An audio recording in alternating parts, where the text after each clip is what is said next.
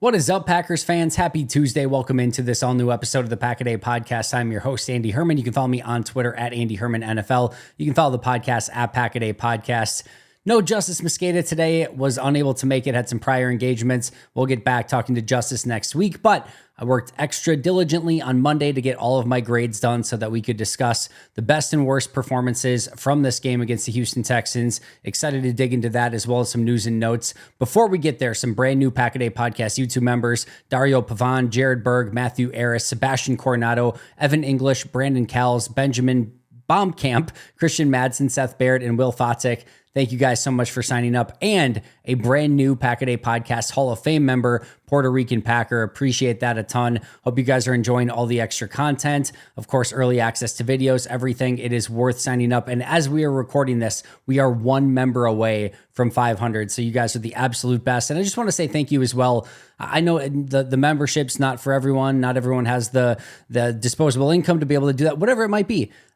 Just making Pack-A-Day part of your daily routine, telling your friends about it, liking, subscribing, giving those 5-star reviews, and just, again, making this community what it is. It is still surreal to me. We've got a YouTube channel, an audio channel where you're getting 2 to 3 episodes every single day from our amazing, amazing team of podcasters.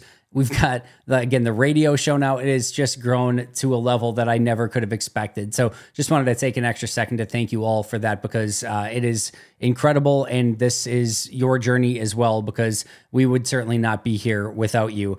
All right, a couple of things really quick. I meant to mention yesterday when we talked about our Luigi's player of the game. Also remember, hashtag Luigi's Victory Monday. You can tweet it all week long, even though it's Luigi's Victory Monday. But Luigi's Victory Monday, you get entered to win a free case of frozen pizzas.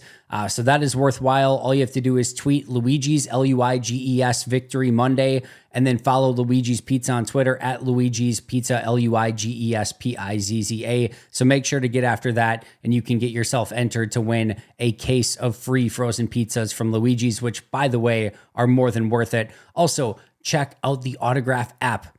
It is awesome. All right. And I'm going to be recording a special episode on Tuesday over on Autograph, and it's an exclusive over there. So you're going to want to have the app, download it. It's free. You can use code Pack-A-Day when you're signing up. It is a one-stop shop for everything. It has the Pack-A-Day Podcast right on it, and you can earn rewards while you're listening to the Pack-A-Day Podcast. What is better than that? So make sure to check out the Autograph app. All right, let's get to some news and notes from Monday. Packers did make 2 interesting transactions. I've been talking about Jonathan Ford and saying, I wonder what they're going to do with him, because they have to make that decision. There's not really a need right now at that defensive tackle spot. Even with Devontae Wyatt out, you've got 4 other healthy defensive tackles, and that's all they've really used in any given game. Wyatt is hopefully going to be coming back sooner rather than later. We don't know that for sure, but hopefully he's coming back soon. But they also used a IR designated to return on him by putting him on IR earlier in the season, before the cutdowns, and designating him to return. And I didn't think they'd want to lose him entirely. You can't just keep him on IR because he's healthy. He's been a full participant in practice. So how would they figure this out? Well, it's interesting. Matt Orzik, the long snapper, gets released, and Jonathan Ford, who is, again, on IR designated to return, gets officially designated to return and put on the active roster. However, it sounds like this is fully procedural. I know some people not too happy with Matt Orzik, especially after that snap that he made to Daniel Whalen, that Whalen had to completely adjust it. Like, they should have lost the game based on that long snap alone. Like, legitimately. It was that bad of a snap. It's way to the opposite side of where Whalen needs it. He's got to basically pivot all the way in the other direction, get the ball down on time. Thankfully, he did. Thankfully, McManus made it, but that is a very, very poor snap in that situation. However, it does not sound like Orzik is actually going anywhere despite being released. This, again, seems more of a procedural move where they're releasing Orzik now, basically feeling that there's not really any chance that Orzik's going to go anywhere or get claimed or anything like that. So he will stay in Green Bay. Jonathan Ford gets put on the active roster in order to be able to keep him around.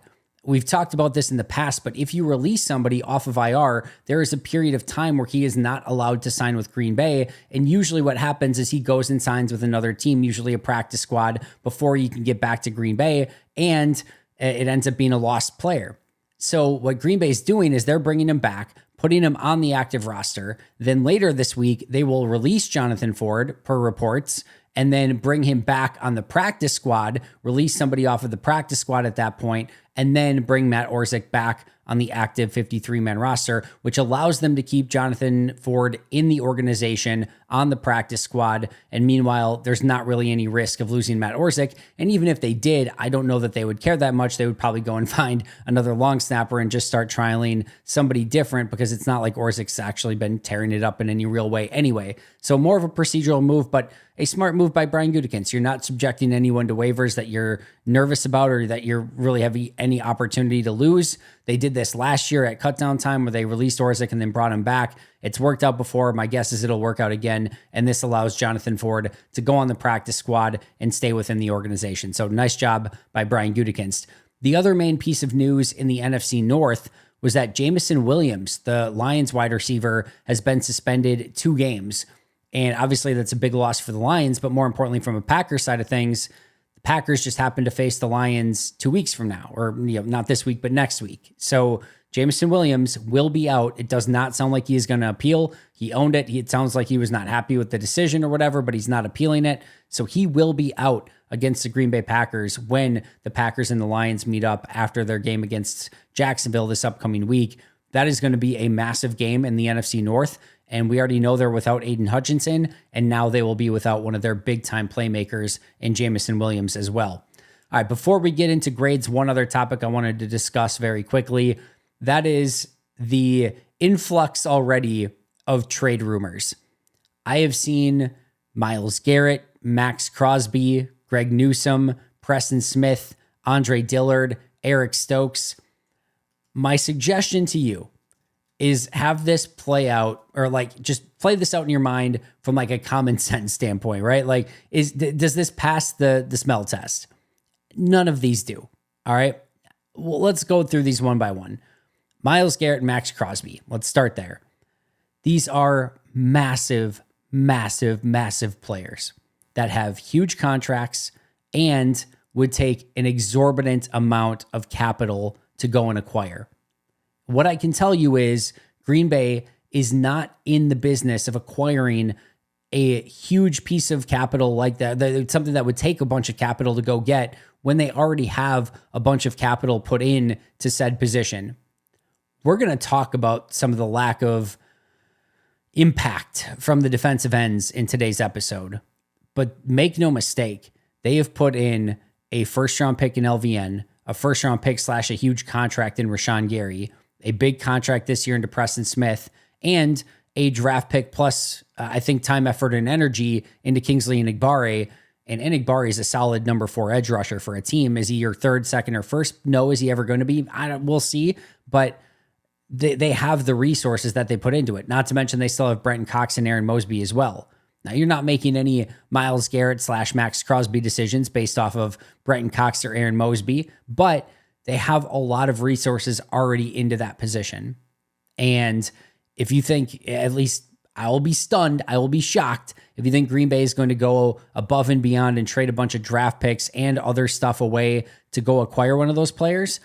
I just don't see it. I really, really do not see any way in which that exists. Now, also Max Crosby, and it sounds like the Raiders have said that he's not going to be on the trade block, and there are reports that it is likely that Max Crosby stays. So I don't even know that these two are going to become available anyway. And the bigger thing here, if they do, if Max Crosby and or Myles Garrett were to come available, I cannot fathom a world in which even if they become available, and even if Green Bay is interested, and even if Green Bay makes a significant offer, we know that the Packers GM and their lineage, especially Thompson and Goody, they have a line, and they're not willing to go over it.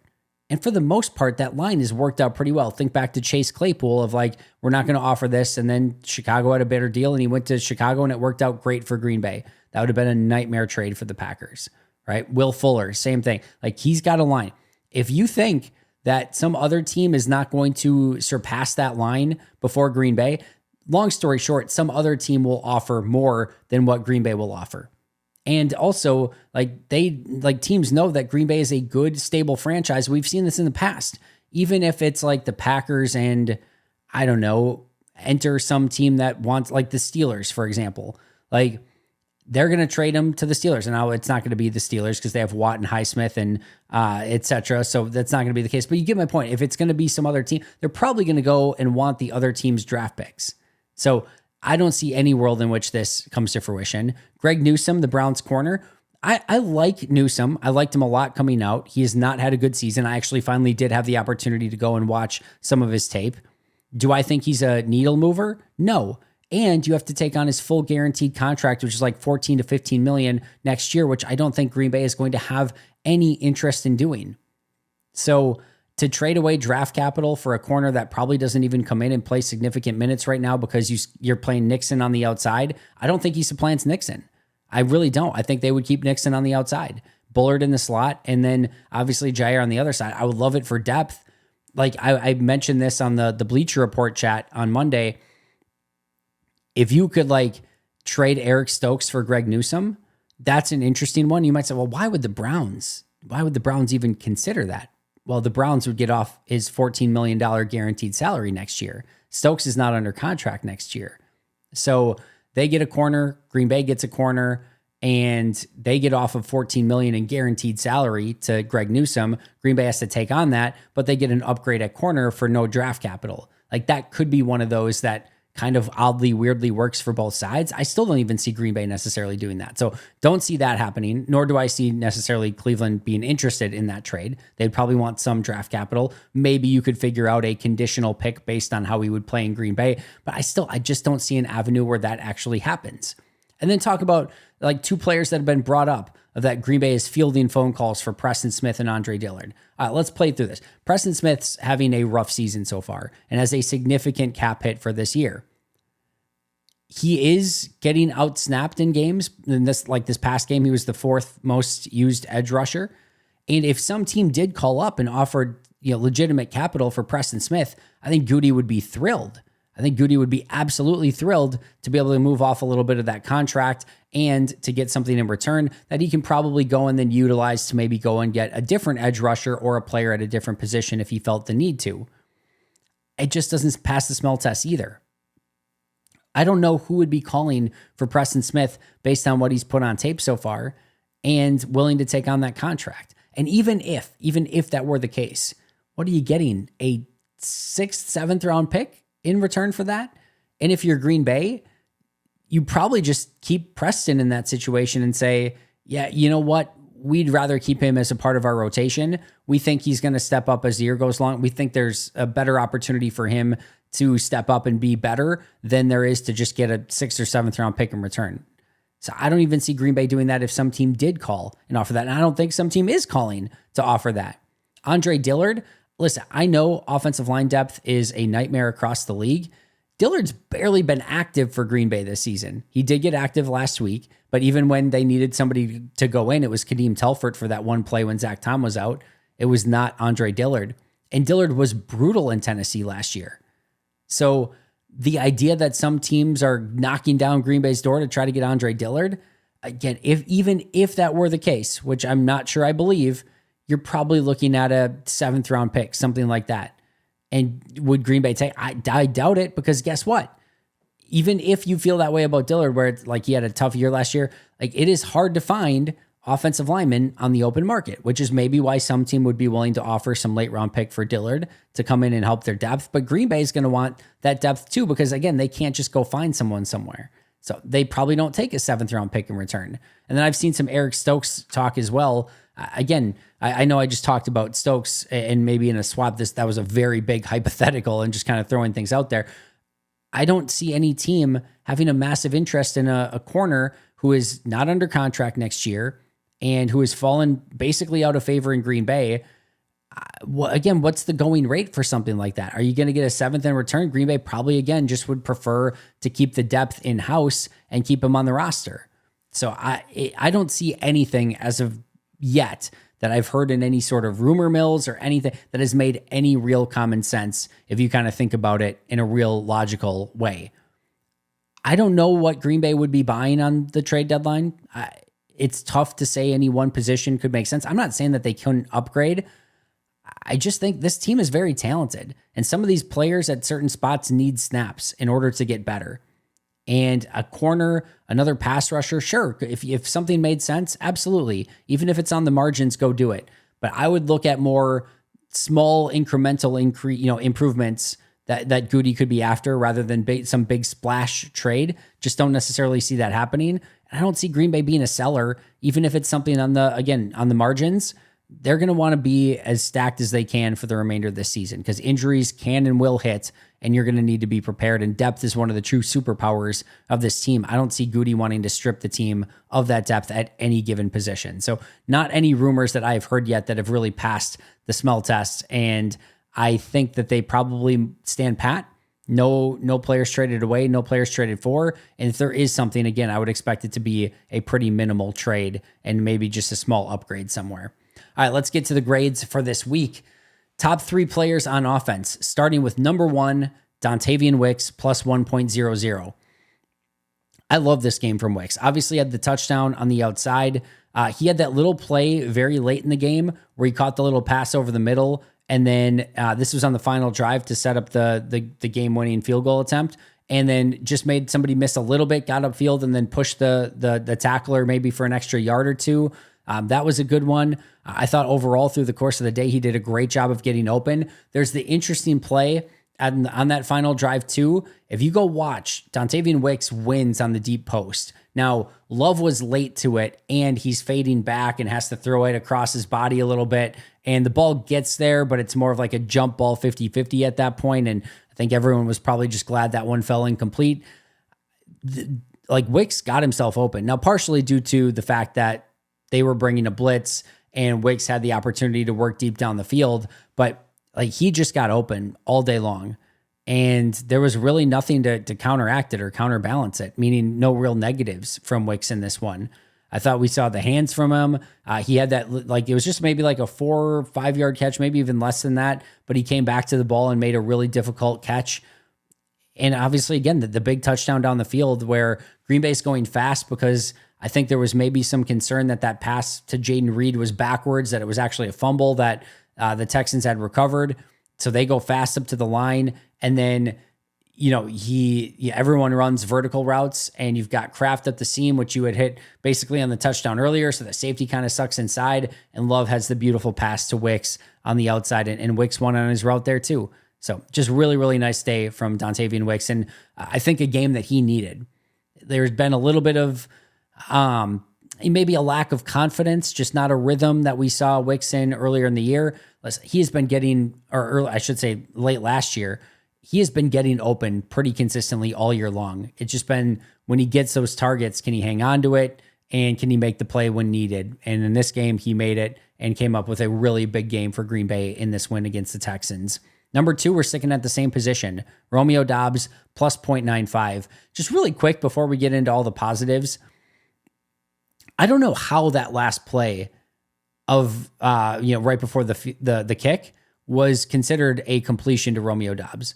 I have no idea how that stood and that they didn't review it. He is bobbling that thing, going to the ground. It pops out at the end.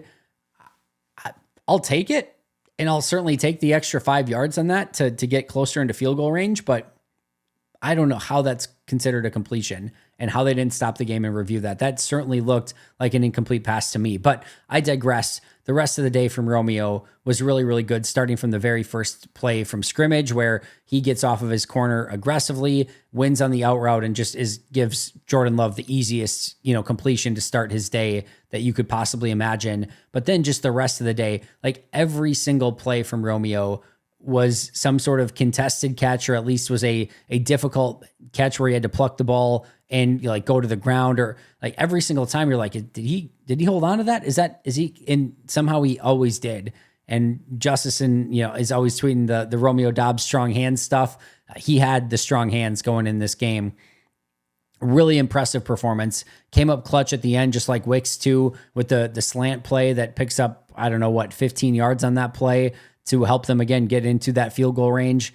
I just thought this was a big time clutch performance from Dobbs because there's no big play, right? There's no 30, 40, 50-yard play. It's just a series of like 10-yard completions, 15-yard completions that all of them were some level of difficulty, and he just kept coming up with them over and over and over again. The only blemish really outside of, again, maybe that potential drop on the final play that didn't get called as one, the only real blemish was the illegal block in the back on that play where they threw to Jacobs and he cut all the way across the field and Dobbs came back and blocked the receiver or the corner in the back. That's about the only real blemish on his scorecard for the entire day. So really great day from Romeo. And then again, Sean Ryan plus 0.9. PFF wasn't quite as much of a fan of Ryan in this one. In fact, I think they maybe had he was either a very slight positive or a slight negative in this one, but I really liked what I saw from Sean Ryan. I'm not willing to go quite this far yet. I want to be very crystal clear. My comp for Sean Ryan coming out of college was Josh Sitton. I saw a lot of Josh Sitton to Sean Ryan's game, and I thought that there was a world in which he could become a similar player to what Josh Sitton was. Now, Josh Sitton in his prime was a phenomenal guard. Like, he was basically you're set it and forget it. You do not have to worry about him. Whatever you're asking of Josh Sitton, he's going to go out and do. And Sean Ryan's got a ways to go before he gets to that level. Goes without saying. He had one really bad rep in this game where he got beat very easily. Outside of that, I thought for the most part he did a really nice job in run blocking, and I thought he was really, really good in pass pro. And we are now talking about a Sean Ryan who is going out and stacking success week in and week out. I mean, 4 of his last 5 weeks had the one game that wasn't great. Again, it looked like he got a little bit beat up prior to that. I am so impressed with what he is doing right now. Like, he is coming into his own right before our eyes and becoming a very good offensive lineman. 3rd round pick, ultra talented. There was never a question about what he could potentially become. The question was, would he ever come close to reaching that ceiling? And there was a lot of question marks. That first year for him was a nightmare. Not only did he not come into camp in shape, he was just basically buried at the bottom of the depth chart. Like, he was the 53rd guy. Now, they weren't going to cut him because he was a 3rd round pick, but he was the 53rd guy that entire year. There was almost no chance that he was ever going to get into a game. And then he gets suspended. Like, a nightmare first year. I think bounces back in year 2, looks pretty darn good in camp, and then gets into the rotation a little bit more, and eventually gets those snaps. Like, he and Sean Ryan switching spots and showed some flashes, but I thought it was still a struggle for him. Then earlier this year, it was a bit of a struggle again, and it really looked like he was going to lose that job to Jordan Morgan. And now, like, he's just owning that thing to the point where I think you almost have to consider, do you want to keep the rotation there? Like, yeah, you want to have competition and you want to make it so that, somebody's pushing that. But when somebody wins the competition, you kind of got to give it to them. And for me, Sean Ryan is just easily winning that competition with Jordan Morgan right now. So, and it was very clear in this one because Morgan only got a handful of snaps in this game because Morgan struggled a little bit and Ryan was playing really well. And that's what you have to do is, like, if one of them's just playing really well, keep him in. You don't need to rotate anymore. That guy won it. Let him keep playing. Right now, I want to see more Sean Ryan. And it's not that I want to see less Jordan Morgan. I think there's a really good player there, but Ryan's just playing too good and too well. And I don't really want to see him subbed out at any point right now. So great job by Sean Ryan in this game. My bottom 3 on offense, Rasheed Walker, negative 0.9. I need to see Rasheed Walker lock in a little bit more. This is a rough game from him. There were a couple plays late in the game where in pass pro he looked better, but Will Anderson, Danielle Hunter, no easy walk in the park, right? No question about it. But there were plays in the run game I didn't think he really got any movement whatsoever. He got beat on multiple times. He got bull rushed back into the pocket. There was probably 2 or 3 times where he got help. Like, he got a chip to the outside and he only had a pass pro for like a second because the chip, whether it was from a tight end or a running back, gave him that opportunity, and they would still beat him quick. So, like, even when you're getting help, you have to make sure that you shut down that defender then. And Rasheed Walker just struggled with that throughout the course of the day. And for anyone that's listened to me for any period of time, I really like Rasheed Walker. I think he can be a really good starting left tackle in this league, but he hasn't been so far this year.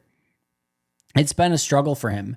And like, that's why I say, I want to see him lock in, because we all saw end of last year, he was playing some really good football. And right now it's meh. It's meh. And I want to see that come back to where it was at the end of last year. And I saw in camp, he was really, really good. And now, like, he has everything he needs to go out and play not just average football. Like, he can be a good tackle in this league, somebody that is helping you win football games, but he hasn't been that so far. So I want to see him get to that point, because I know it's in there, and hopefully it can start this week against Jacksonville. They've got some very talented defensive ends in Walker and Hines Allen. So it's not going to be an easy matchup this week either, but I expect more out of Rasheed Walker, because we've seen it and I know he can do it. And hopefully that can start sooner rather than later. Andrew Beck, rough game. Like, he only got in a handful of snaps, and he had 3 really, really, really bad blocks in this one. So tough game for him. That was his last call up from a practice squad call up that he was allowed. So if Green Bay wants to put him back in a game, he's going to have to go to the active roster. I'm sure he would have liked to have had a better game than that to make that audition a little bit stronger. But right now, he will remain on the practice squad. And again, he does not have any call-ups left. This is a little bit of a tough one from Andrew Beck. And then Jaden Reed did not have the big explosive plays in this one. Had some opportunities on the end around. Couldn't really make anything happen there. They got him the ball in space a little bit. Then Texans, give them credit, did a great job of shutting it down. And then, of course, the big play right before the end of half, where Jordan Love threw a ball way out there for him, and it's right there in his arms, and he just could not come down with the catch. Not an easy catch, but one he would be the first to tell you he's got to make. That literally takes points off the board. It's basically a turnover, right? Should have been 3 points right then and there if he hangs on to that. Instead, he can't, and it's a drop, and they have to not get any points before the end of the half. So that was a big-time missed opportunity for Jaden Reed, a rare negative grade for him in his career so far. Some other noteworthy players on offense. Jordan Love did end with a plus 0.85 grade, so not quite in the top 3, but not too far outside of it. I thought overall, you look at the positives. Again, we just talked about that throw to Jaden Reed. The Tucker Kraft throw is an incredible throw. The Dontavian Wicks play is a phenomenal play. And then, just for the most part, outside of the 2 picks, managed a very good football game. Now, first pick, great play by the defender. One I would like to see him learn from and make sure that he has vision throwing ahead, but I'm not insanely upset. Still a negative grade, no question about it. That's a solid negative, because you're still, number one job, as Matt LaFleur will say, is taking care of the football. But I can live with that interception in the course of a game, because the defender made a great play. And again, Jordan is still second year as a starter. There's going to be some things that defenses throw at him that he's not quite as familiar with yet, and he'll learn from that. The other interception was a very poor one. All right, no question about it. It's interesting. As his follow through, his arm kind of gets hit. I kind of wonder if his arm doesn't get hit. It looks like it gets hit. I can't say 1,000,000% for sure, but at least if nothing else, it looks like he can't really follow through the way that he would want. I kind of wonder if that's on target, if he doesn't get hit at the very end there. When I watched it live, it looked like he was just throwing it right to the safety. Like, that's how it looked. Listen, there's a world in which that legitimately could potentially go to Watson if he just doesn't airmail it a little bit. So I don't know.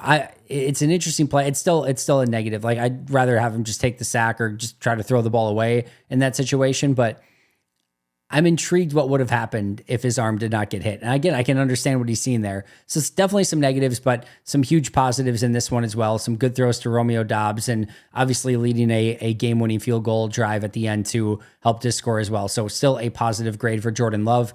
Josh Jacobs, some tough yards, plus 0.7 grade. He had another nice day. The receiving touchdown, and then just finding some little space here and there. And of course, a couple big runs to start the second half. Tucker Kraft, plus 0.2. So this is an interesting one. Obviously, the big-time touchdown catch, the nice play earlier in the game where he had the little catch in the flat and broke a tackle and got upfield, little run after the catch there. There's a play late in the game, and these are always interesting as to how you want to evaluate them, right? So it's the play on the final drive where the Texans had a offsides penalty or neutral zone infraction penalty, and it's sort of a free play, but it wasn't recognized. It wasn't clear and obvious that Green Bay had a free play, and they throw the little pass out to Tucker Kraft, and he gets upfield and he fumbles. Now he fumbles and it goes out of bounds on a play that didn't really count, but it didn't count because there was a penalty on it. But I don't think anyone on Green Bay was really super cognizant of that. And it doesn't really matter because, again, it was still a fumble by Tucker. How harsh you want to be on that is in the eye of the beholder a little bit, because again, it's a free, it's not like they didn't treat it like a free play. So it ends up being a free play, but again, it wasn't like one that was treated like it. Even if it's a free play, it's not like you can just hold the ball all willy-nilly and just be like, yeah, knock this thing out, I don't care. You still want to get as good of a gain and everything like that as you possibly can, so that you can decline the penalty and it can be a better play. And again, I don't think he knew that this was a free play. And again, it doesn't change the calculus on it one way or the other. And the game's on the line and he fumbles. Now, it's lucky that it's a free play. It's lucky that the ball goes out of bounds, but it's still a fumble and not taking care of the football. So there still has to be some sort of negative grade that goes along with that. Then there were a couple blocks in the game too that I'm sure he would like to have back a little bit, but still a positive day for Tucker Kraft, but maybe not quite as positive of one as it would have been if maybe he just could have cleaned up a couple of those things, especially a little bit later in the game. Josh Myers continues to have a nice season, plus 0.35 grade. And then Jordan Morgan, as mentioned, it's still a little bit of a work in progress, negative 0.2 grade for Jordan Morgan. I have my top three defenders: Evan Williams, plus 0.8, Eric Wilson, plus 0.45, and Rashawn Gary, plus 0.4. Start with Evan Williams. This was another impressive day. Now, I'm well aware that people were wondering and what's going, like, PFF had, I think, either a neutral or slight negative grade on Evan Williams. I don't know. I honestly don't know. Now, there are a couple plays early in this game where, Evan didn't play them perfectly, and I had negative grades on him early in the game. I think there was one in coverage, if I remember correctly. I think there maybe was one from a tackling standpoint. I have to go back and think on it just a little bit, but there were a couple decent negatives early in this game for Evan. My guess is those are the ones that maybe they graded a little bit maybe harsher than I did. I still thought there was a lot of really good stuff. Him coming up and making plays in the run game. I didn't think there was anything egregious in coverage, and he made that huge play in the 2-point conversion. So I thought this was another really, really positive day from Evan Williams. And obviously, again, my highest graded player on defense in this game with a plus 0.8. Eric Wilson, plus 0.45, made some huge plays, right? 2 sacks, huge play on a screen that he stopped, a couple big tackles in the run game, and just being able to come in and step in for Quay Walker when he got hurt. Not some massive game. If you look at the blitzes on the 2 sacks, those were schemed up pretty well, and all he had to do was basically tackle the quarterback. So it wasn't like he beat an offensive lineman and made the play.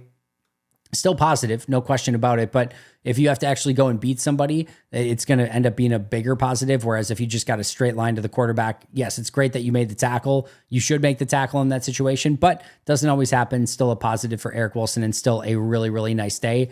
And then Rashawn Gary, a plus 0.4, his third consecutive solid graded game. It definitely felt like he was making more of an impact in this one, but I put that more on Jeff Hafley, who got him some free rushes.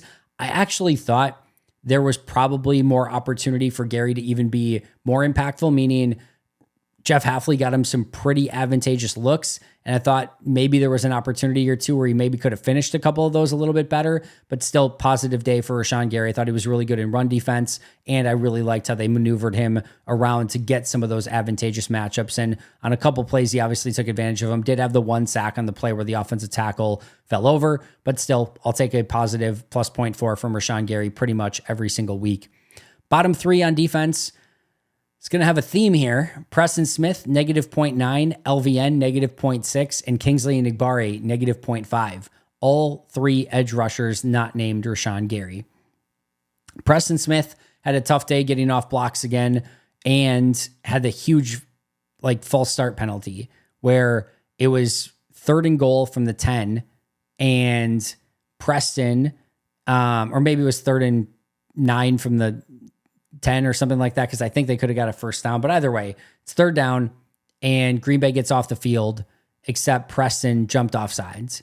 And now they had another chance from the 5 to convert into a touchdown. Now, thankfully, they didn't. I think that might have been the play where Tank Dell dropped it in the back of the end zone, but thankfully they didn't. But that could have been a catastrophic error. Could have cost them a game right there if they got 4 extra points right there. So huge, just negative play for Preston in that scenario. And they just really did nothing to kind of make up for it the remainder of the day. LVN, just go watch his pass rush in this one. Just no pass rush plan whatsoever. Made some really nice plays in the run defense and in run defense and in the run game. I thought there were a few plays that jumped off the tape a little bit. But man, as a pass rusher, just running into a wall. Just absolutely running into a wall. Has got to figure out a better way to find a pathway to the quarterback and just do something different. Because right now it looks like he has no clue on what an actual plan to get to the quarterback is. Really tough day from him in pass rush, but some good plays in run defense. Kingsley Enagbare, another false start penalty here that forced, instead of a stop on 3rd and 6-ish, 3rd and 5.5, set them up within a 3rd and inches, and they were able to convert on it. So tough play there for Enagbare, and again, just didn't do enough throughout the rest of the day to kind of make up for that big mistake. Other noteworthy players on defense, Kenny Clark plus 0.1. Solid day for Kenny again. This is what we've kind of seen out of him as of late. Some good plays, some not great plays. Got moved off of his spot sometimes in the run game still, but had that one series where he jackknifed into the backfield and caused a tackle for loss. And then 2 plays later, jackknifed into the backfield and caused a sack, which I think that was the one that was cleaned up by Eric Wilson. So there's moments from Kenny where we see like, there's the Kenny we know and love, but it's still a little bit too far, outside and in between. And you just want to see a little bit more of that consistency that we know Kenny is capable of. Edgerrin Cooper plus 0.2. Again, this is another one I know PFF didn't really like. I thought he had another really nice game, rallying to the football, making some tackles, looked fast as heck again. Couple coverage plays. I think he could have maybe especially gotten a little bit more depth in his drops. But outside of that, I thought this was another solid game from Cooper. Eric Stokes.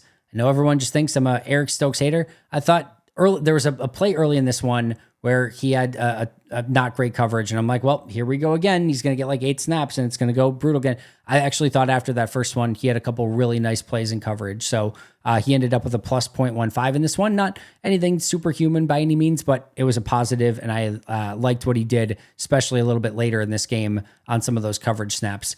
Keyshawn Nixon with a plus 0.3, nice day in coverage. Javon Bullard plus 0.3. Didn't get as many snaps in this one, but he made the most of them. He had this great play at the line of scrimmage where he's coming up, basically like matrixes his body to juke out a oncoming offensive lineman, and then goes and stuffs a run. Just a really, really fun play from Bullard there. And then Xavier McKinney, the big play, the sack off the edge, but he ended up with a positive grade again with a plus 0.25 grade.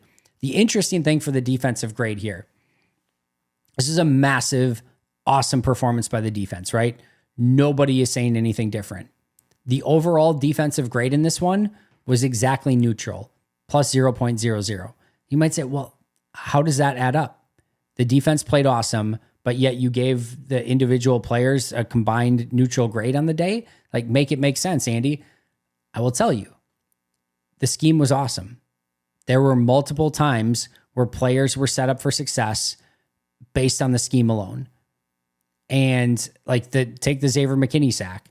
There's nobody on that play that does anything even really remotely noteworthy. Like, Xavier McKinney makes a tackle on a quarterback that was completely unsuspecting of his blitz. Like, everyone got to their landmarks on the field. That's great. That's good. But nobody did anything noteworthy whatsoever. And it's a huge sack. That's Jeff Hafley. There were some of the blitzes that he brought that has just set his players up for success, where you get a positive on it, but you're getting free rushers to the quarterback. Eric Wilson basically has free pathways to the quarterback on both of his sacks. And then you had some boneheaded plays, right? So the multiple neutral zone infractions / offsides penalties, and you didn't come up with any huge turnovers, right? No forced fumbles, no fumble recoveries, no interceptions. So this, to me, some solid performances individually, some good, some bad. But the reason why the defense was great was because the scheme completely outplayed and outmatched what Houston was running on offense. There's a reason Jeff Hafley got the game ball in this one. He was phenomenal. All right, my top graded players on the year so far, we'll just do the top 3 really quick. On offense, now that we're through 7 games, top 3 on offense, Jaden Reed plus 5.7, Josh Jacobs plus 3.85, and Elton Jenkins plus 3.05. My bottom 3 on offense, Rasheed Walker, negative 1.4, Jordan Morgan, negative 0.55, and Andrew Beck, negative 0.25. Top 3 on defense, Xavier McKinney plus 4.9, Evan Williams plus 2.65, and Edgerrin Cooper plus 2.05. Bottom 3 on defense, Eric Stokes, negative 2.75, Quay Walker, negative 2.55, and Preston Smith, negative 1.95. Last but not least, go back last week, right? We talked about the Brandon McManus signing. We talked about it in depth. I don't want to go into crazy detail here. What I will say, from an on-the-field standpoint, that signing probably added 1 win to the win column. With that snap the way that it was, and the rhythm just and the timing being a little bit off, I don't think Braden Narveson makes that field goal at all. I don't think Anders Carlson makes that field goal. But that signing last week, if they just would have stuck with Braden Narveson, I think Green Bay has another loss in the loss column. I think they're 4-3. So Goody finding a way to pick up Brandon McManus. I know, again, feel how you want about it. Totally get it. From a pure on the field standpoint, that very well could have cost or could have added another win to the win column just on that transaction alone. So huge signing for Green Bay, and it already has paid massive dividends.